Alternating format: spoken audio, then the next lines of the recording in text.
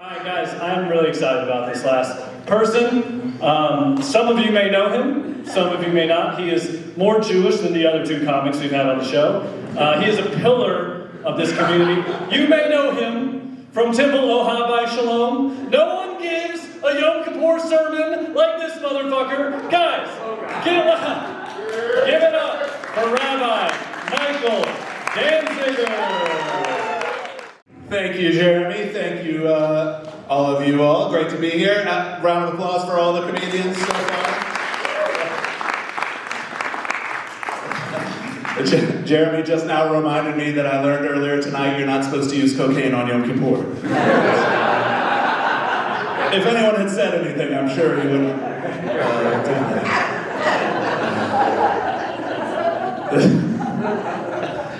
This is fun. This kind of feels like home court advantage a little bit here. Feel very at home in a place like this. Some of you know this. You may be aware. I don't want to toot my own horn. I am the current reigning funniest Jew in the Deep South. The most amazing thing about what I just told you is I'm not making it up. There was a contest.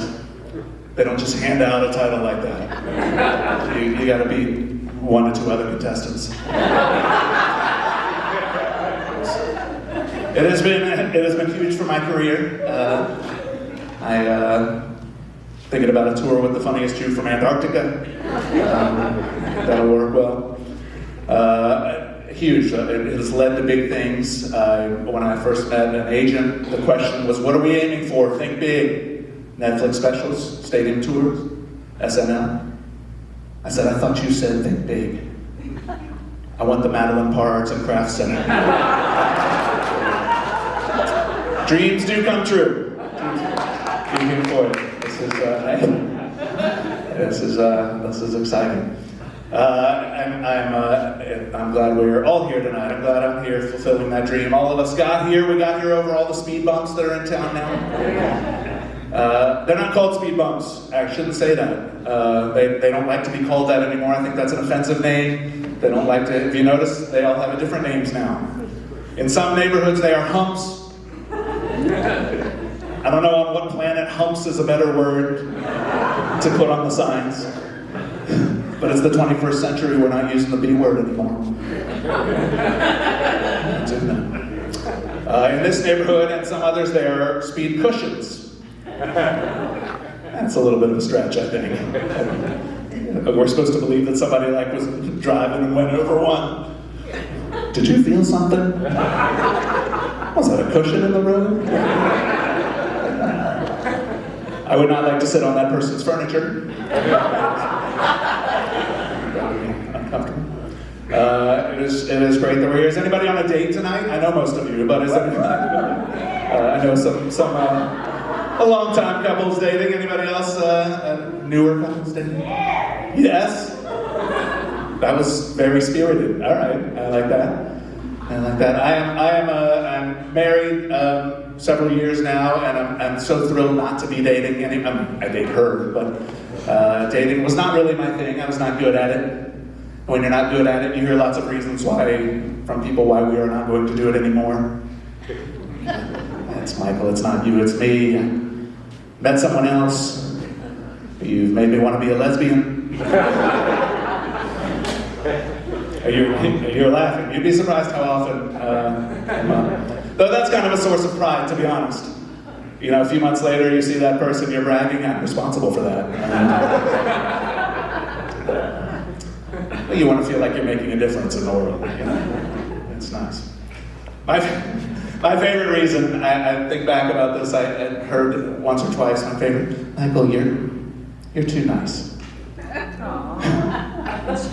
What are you supposed to say? What am I supposed to say when somebody tells me that? Am I supposed to apologize? I'm so sorry, I meant to hurt you. Guess I never took long enough to ask how big a jerk you're looking for. That's my big mistake. I'd like to make it up to you right now. Sorry. Too nice, it doesn't mean too nice, you know. You have to figure out what it means for you. Was I too old, or too messy, or too hairy? It's possible. You may not want to know this, but it's a Jewish crowd. You understand what I'm talking about. We went to the pool. I brought the kids to the pool last year before pump game. Fingers crossed. Went to the pool. I took off my shirt, and like out of nowhere, this woman appears, throws a bucket of red paint on me, yells, "Fur is murder!" If that gives you a sense of what we're dealing with. She did not think I was too nice. This is so fun that everyone's here. I can't believe you're here tonight. I can't believe you made it. NASCAR's in town. What are you doing here? You look like a NASCAR crowd. I think, right? I am always amazed. NASCAR is I don't get it. They're such dedicated fans. And to me, just, you know what you're watching when you watch NASCAR? Traffic. 500 miles of rush hour. That is what's happening tomorrow night in Lebanon. 400 miles of rush hour. That might be the next big thing in sports. We should have thought of this. We could sell tickets to busy street corners. Just Harding Pike and White Bridge. I got 2 on the front row, 5 p.m. Who wants them? It's the next big thing in sports. It's going to be huge. I got some insight into why some people like NASCAR. I was doing a show, and I said, you know what you're watching when you watch NASCAR? Before I could say traffic, a very, very smart lady in the audience yelled out, "Hot man!" That is pretty smart. There is no better way, obviously, to catch a glimpse of a hot man than to have him put on a full-body jumpsuit and a helmet, get inside a car, and drive 200 miles an hour. I want to watch a race with that woman so badly and see what is going on in her seats. Just like,